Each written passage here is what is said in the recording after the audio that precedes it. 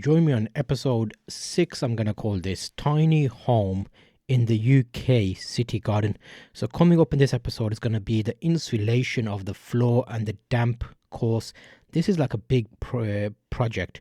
The total time it's taken is going to be exceeding the amount of time the workers actually do any work. So thanks for joining me in this episode. You're going to get a behind the scenes view of how builders basically build extensions, as well as what the timescales are. So realistically, there's been some time, I'll call it wasted, but I'll explain why it's taken longer than I think it would normally take. And this is seeing it from an external point of view. I have some knowledge about building, and having builders that know what they're doing helps a lot, especially because you can tie up why things are being delayed. Most of the time it's going to be out of the control of the builder, as well as things like budgets, so depending on how much money you're spending. So in this episode we're looking at the damp proof section of this build. So this is a tiny home, I'm calling it now. It was originally a utility room. It was also a storeroom. I wasn't quite sure what to do with it, but now we're on day 6, episode 6. I'm thinking we'll make this into like a nice outdoor office slash tiny home. It's going to have a shower, a toilet and a sink. So it's going to have a little mini bathroom section to it. And I feel like that would be a nice use of this space. This is quite a good amount of space. We're looking at overall 8 foot by 20 foot, about 160 square feet internal space. Now, this is a damp proof section of this extension build. When you're building an extension, there will be elements that you need to do in order to make sure the building is in building regulations. There's 2 separate bits here. So you have a planning application which basically says, okay, you can go ahead and make the planning application and you get approval. But then when you start doing building, that's where they have these little guidelines and things you need to do to make the building meet the UK regulations. So things like how deep the digging happens for these foundations. So you can refer back to the previous episode where we looked at the pouring of the cement as well as the building of this actual wall. All that is within regulations, like for example the types of bricks they have to use, and because they have to use certain type of bricks, there may be a certain cost involved to meet that regulation. Then they have to build an external wall, leave a cavity, that's basically the gap between the 2 walls where they put insulation, and then the internal blocks, the type of blocks they use. There's like for example thermalite blocks which are lighter, they have these dense blocks which are the big grey blocks. So all of these need to be set out to meet those guidelines, and builders that regularly do this will know this off the top of their head, as in the types of material they need to order. If you're doing this yourself, you might have to do a lot of research to find out what types of things you need to use, what the guidelines are, and all this, as well as how big this cement bed needs to be. So for example, what they're laying right now, there will be a plastic layer which is a damp proof course on both the inside and outside wall. That allows the moisture not to go up the wall and create you problems. So you can see the process here. They're basically laying it out and then stretching out this, I'll call it rubber. It's like a plastic type sheet that's cut down 2 sides. So they just roll it on and they make sure that stays there with bricks until the inspector comes and inspects it. This is one element of the damp proof course situation. So they're going to put this plastic on both internal and external wall. You can see here he's just pushing it down to make sure it sticks onto there. The plastic has a bit of like marks on there, which helps it to adhere to the cement, and they're going all the way around. They used just over 1 roll of these. They had to get a secondary roll and use a little bit because half the wall was left, and they already had that, so they didn't have to go out and buy or anything. So you'll see now with the walls, they're slowly taking up a lot of space. So originally it looked like I had a lot of space in the middle, but as they built both walls up, seeing it, I was like, you know what, that looks a bit smaller than I was anticipating. So this is something that you need to consider, especially if you're going through this process and the extension. How much actual usable space will you get at the end? At the moment you can see there's 3 slabs in the middle of the platform where the wheelbarrow is. That's still in place.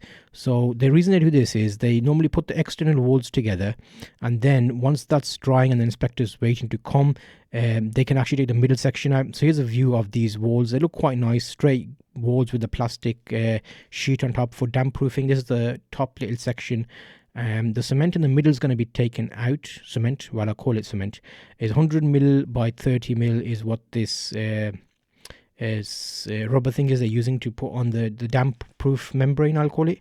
And they will also take out the middle section, which you'll see. What happens there is when they take the middle section out where the slabs are, that will all go lower because they need to insulate the floor with at least 150 millimeter foam, so like a Cellutex type situation. Those kind of things cost about like between 60-70 pounds each, and I think I'm anticipating they're going to use 5 of those because 8 foot by 4 foot is each one of those pieces. So you'll see with the internal section of this, there is going to be elements where you want to make sure that things are done to the right standard. And then you'll notice they put bricks on there because it was going to be a windy day. So one of those, is it Storm Ursha is coming up soon, so that's gonna cause some winds and we don't want that plastic being lifted up.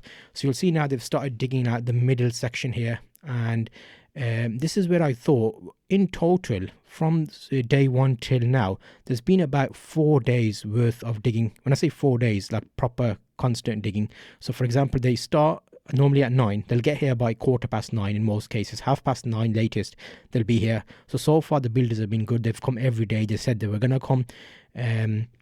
So if it's within their power, they're gonna always come. The only reason that they stopped work was they came, but then they said, well, the weather's not great, so we're gonna take some we're gonna do something else because it's raining, for example. So 4 days worth of digging could have been saved, because if they had a digger or a machine, all of this stuff would have come out in maybe a day. So I was considering, you'll notice going back in the episodes, they took out like the wall where the walls are now, they took that trench out all the way around, and in the corner of the wall there was an old tree, and you'll see all these roots were from those trees.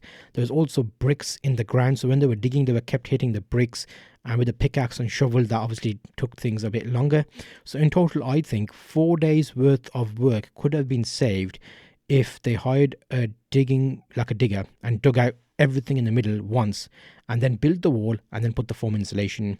However, this is part of their process. The way they do this is how they do it. So I'm assuming there's some savings involved, or in terms of the amount of time it takes to get a machine and then the people to dig I don't know, there must be some thinking behind this, but they feel like they wanted to do it this way because he wanted some exercise. So he likes digging, basically, the guy that's doing most of the digging.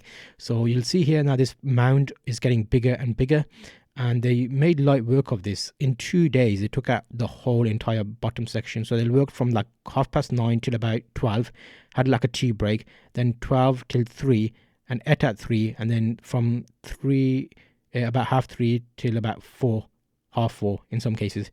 So you'll notice there's like a good 6 hours worth of digging constantly with breaks in between. So they actually took 12 hours 2 days. That would have been like 24 hours worth of savings if they used digger. But for whatever reason, it's probably a small extension compared to the ones they do. And all of this stuff is going to get picked up by a grabber. So you'll see that on the next episode. So if you're not already subscribed, make sure you subscribe to see this process going through and how much actual space do I end up with. When they took all the middle section out, I was quite pleased because it was a bit bigger. It looked a bit bigger than what it did before. So you'll notice here that they're taking it out in chunks, and this is basically clay and bricks. And once this is all out, this will all be clay and bricks, and the picker truck can come and take all of this away. So it saves you having like multiple skips. There's probably 3 skips worth, builder's skip worth of muck here, but with that picker it'll pick it up in one go. So that was a bit of a saving. I'll give you prices and all of that in the end, and also there are some additional information like resources that I'm putting together for this building extension process for a tiny home. So check out the description, you'll see a link to the website, the blog post to accompany this article. It'll basically give you like details about the builders, the information that you need to consider, common questions about extensions. Is it worth getting an extension? Do you need architects? Do you need builders? Can you do it yourself? What kind of regulations are there? How much does it cost? All these little things I'm breaking down so you can actually visit that and have a look at that. Because I think a lot of stuff I researched, but if I had everything in one place, it would have been very helpful. So now what they've done is they've taken everything out of the middle. So the entire middle of it now is empty to the point where they're pouring sand down. This is building sand to level off the floor. So then on top of this, they're going to put those big insulation foam blocks, you are in for a treat, because what I will do is I'll keep that in this episode. I want to keep all of this together because it's basically the same regulations that apply to this. So the wall damp proof course and the foam, I'm calling it foam, but it's like insulation in the ground, is part of the same stipulation before the inspector comes. So I'm going to keep this together. So this will be a slightly longer video, 15-minute, 20-minute video, but I'll give you this in one place. So you'll see here's the Cellutex for the floor.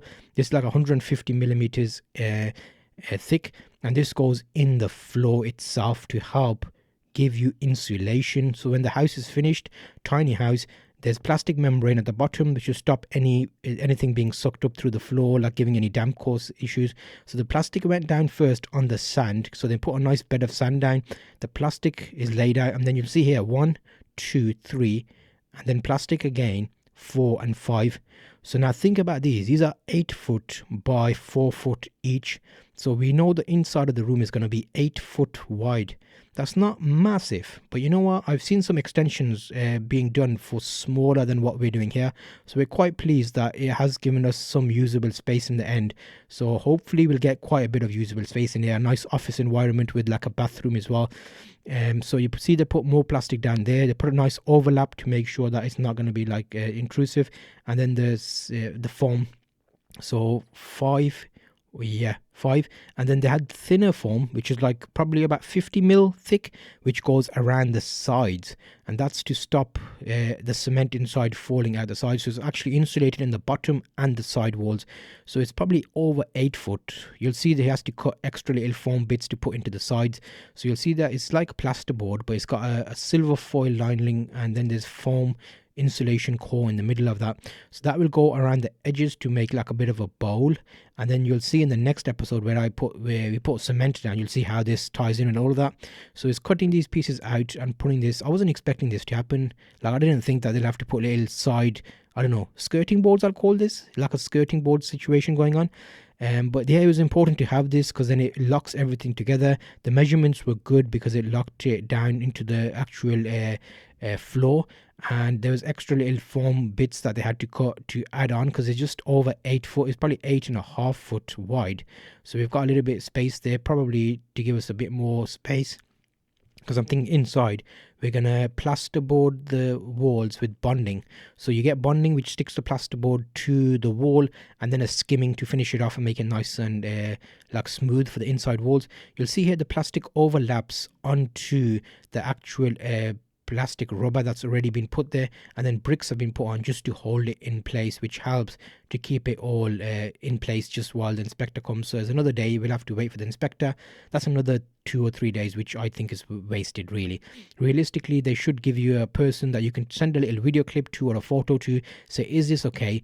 And in most cases they know enough to say, looking at a photo, yes, okay, we can see you've done the right steps, you're approved. So that would be a lot better. So realistically, there's like 6 days of savings we could have had here. What you're seeing is back-to-back work taking place, 6 days worth of work. I didn't include those extra days where I had to spend waiting for the inspector, or the extra days they left it because the weather was too cold, for example, and also the building work where they were digging out the ground. I put that all in one video. So you'll see here now he had to get another 6th sheet of this Cellutex type insulation because we had space and gaps on the ends of the 8 foot length of the room, so the width of the room. So he cut them little blocks out, and then you see there he fits them into the gaps there. I'll show you there, see that? So it's like a little bit of a, maybe like a 3 inch, 4 inch, 3.5 inch in some cases, like a gap. So realistically we've got 8.5 foot width in our extension tiny house, which is good because now we've got a little bit extra room there to play about with. So we'll comfortably be able to fit like a double bed, probably in a king size bed in there if we need to.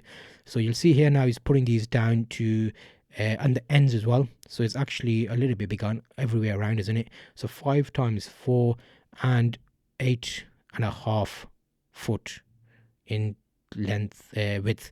And these are little extra little uprights just to lock them in place. You'll see here going around. and it started raining this day, and this is the same day morning the inspector was going to come, so he had to get one extra sheet, but the inspector took their time coming. He came in like late afternoon. In the end, he didn't actually come. We had to send him photos. So realistically, there's like, there's lots of things that can be improved to make this process easier. Next time coming up, all the muck is going to get picked up with the picker, which is going to come and take it, as well as the cementing is going to take place as well. So the cement will be poured on top of the foam core. So if you haven't already subscribed, make sure you subscribe so you see the next episode in this series. You're seeing a sneaky peek here of what's going to happen. Basically, they're pouring cement in this middle section. Let me know in the comments how much cement do you think goes inside this, because there's a lot of cement during this process, and it's basically just getting the base sorted for the next step. So I'll see you on the next video, which will be showing up on screen now.